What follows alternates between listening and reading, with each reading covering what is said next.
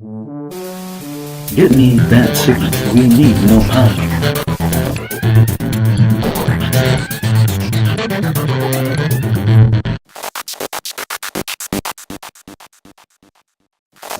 So the playtest, as far as we know, is the largest playtest that any tabletop game has ever had. Not just any role-playing game, any tabletop game, period. We had over 175,000 playtesters over the course of 2 years. And as you can see, if you've looked at the playtest packets over the last 2 years, there was a tremendous amount of evolution, even from the final playtest packet to what you see in the starter set and the player's handbook. In addition to that large body of playtesters in the public playtest, we also had a group of playtesters that we called our alpha playtesters. They signed non-disclosure agreements, and they were seeing material that even the public wasn't seeing. And that was over 100 groups, each group with 5 to 6 people, so that was then on top of the public playtest. And they were often giving us very rapid feedback on material that we would revise sometimes like every other week. So they were champs. Because we would sometimes revise a whole section of the game, send it out to the groups, and say, we want feedback from you in 2 weeks. And they did it. What this meant for us was creating processes that we'd never had before. We've always incorporated playtesting into our work, but we had never incorporated playtesting to this scale before.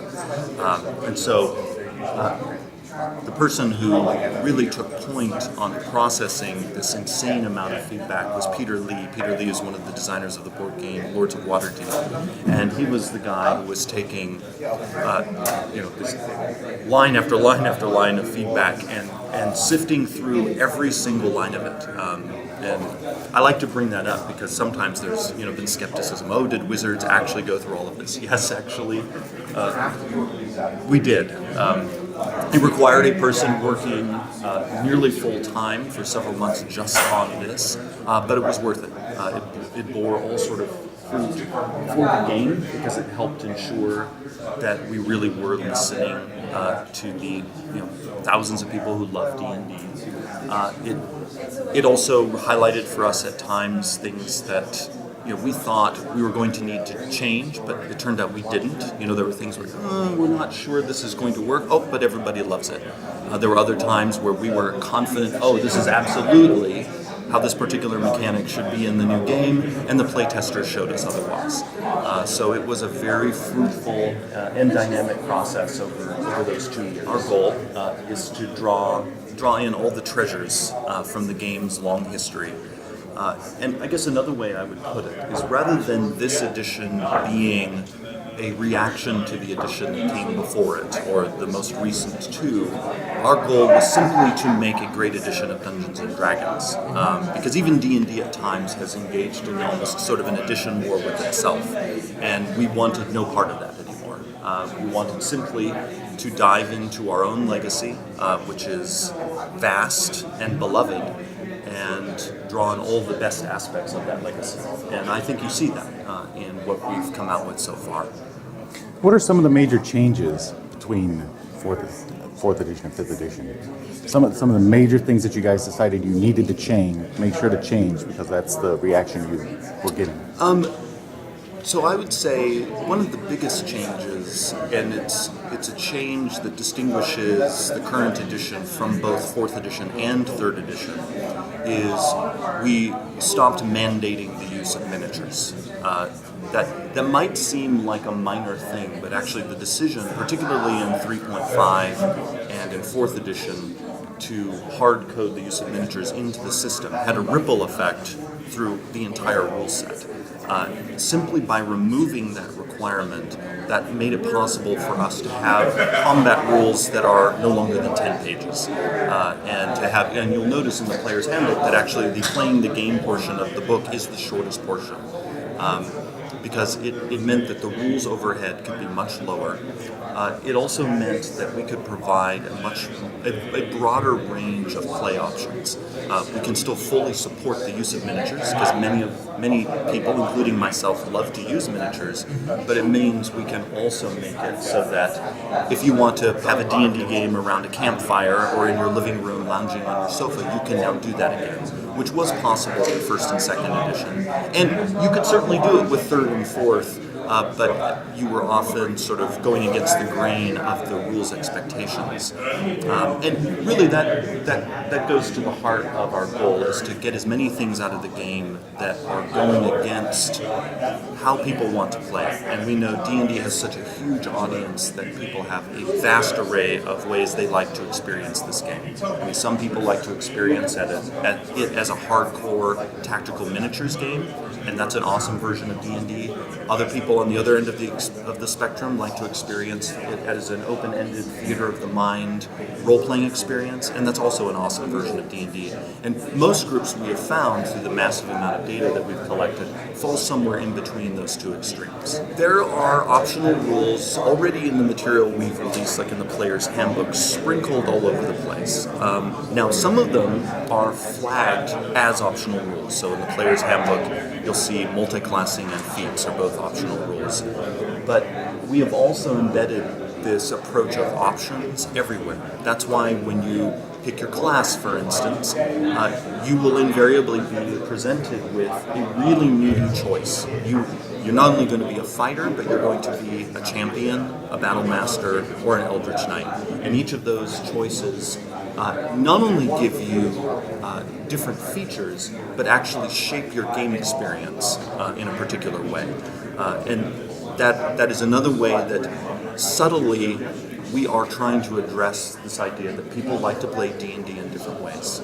That's why in the fighter, we have the champion, which is really meant to evoke the early edition fighter, and it's really there for the people that we discovered through the playtest, thousands of them, and this was actually, we weren't sure about this until we collected this massive amount of data. There are indeed many people who want to play a fighter who just goes in there, has a ton of hit points, and hews off heads, and does so with very little fuss. We also know, though, that we have another group of our audience that wants a much more tactical experience, something more akin to what they would have experienced with, say, the 4th edition fighter, or with some of the options in 3rd edition. And so that's why we constructed the Battle Master, so that again, in each of those cases, you're not only getting different features, the whole play experience is different. And we've expanded that also to the class design themselves, because you'll notice there's a lot of asymmetry among the classes, and that's intentional.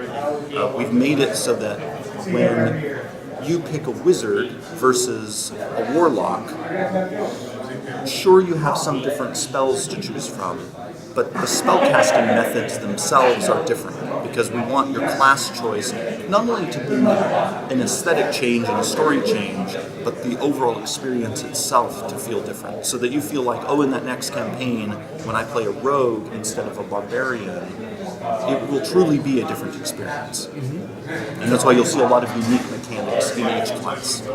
Well, one way we have tinkered with that system and seen some evolution in it is through the introduction of the mechanic of advantage and disadvantage. Mm-hmm. So, as you all know, throughout D&D's 40 years, in every edition there has usually been a parade of bonuses and penalties, a little +1 here, -1 there, -3 there, +4 there.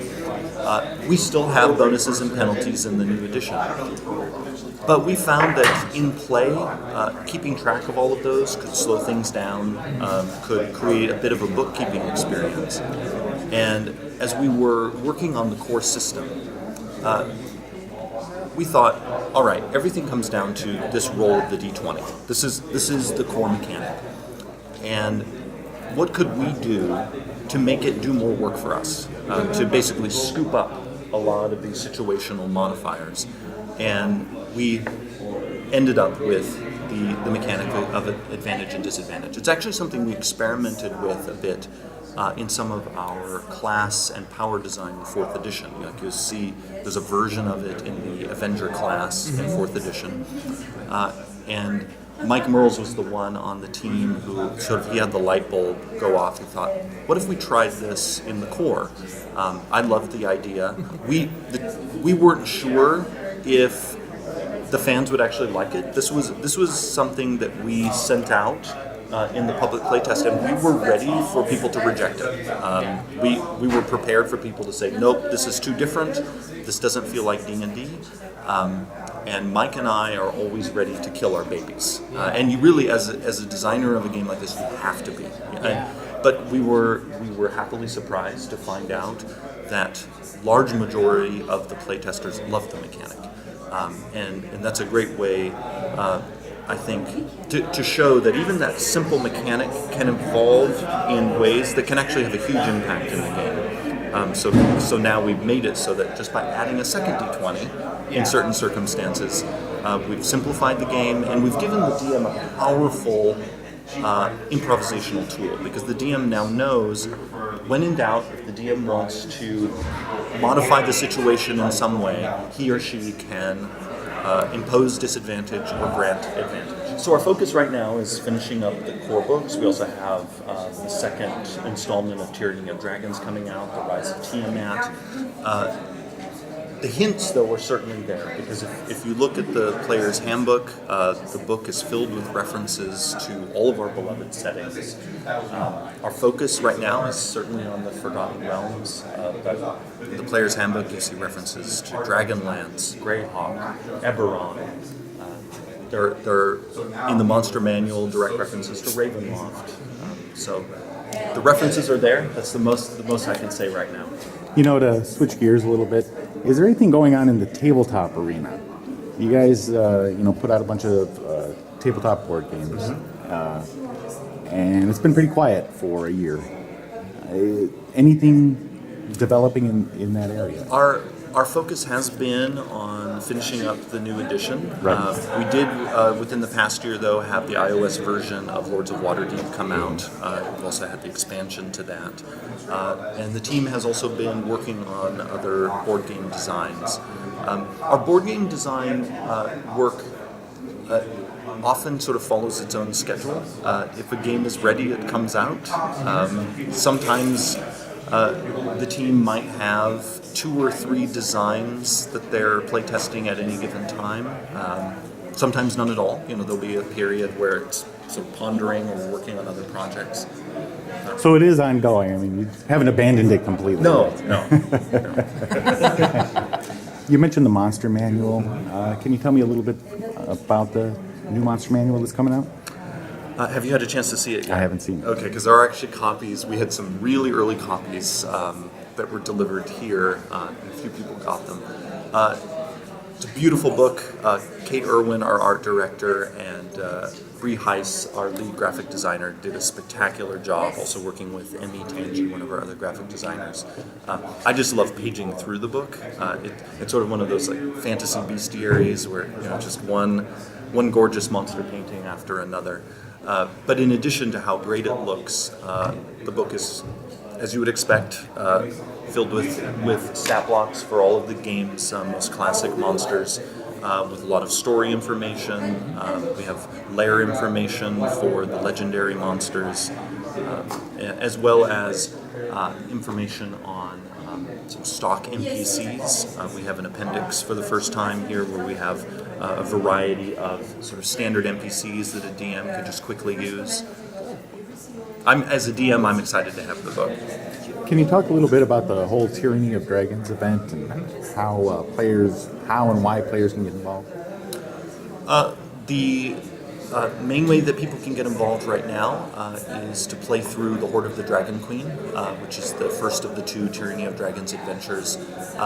They can do that in home play, but they can also do it in-store play. Our Encounters program will actually include parts of that massive adventure. And there's adventure content here at Gen Con also related to Tyranny of Dragons.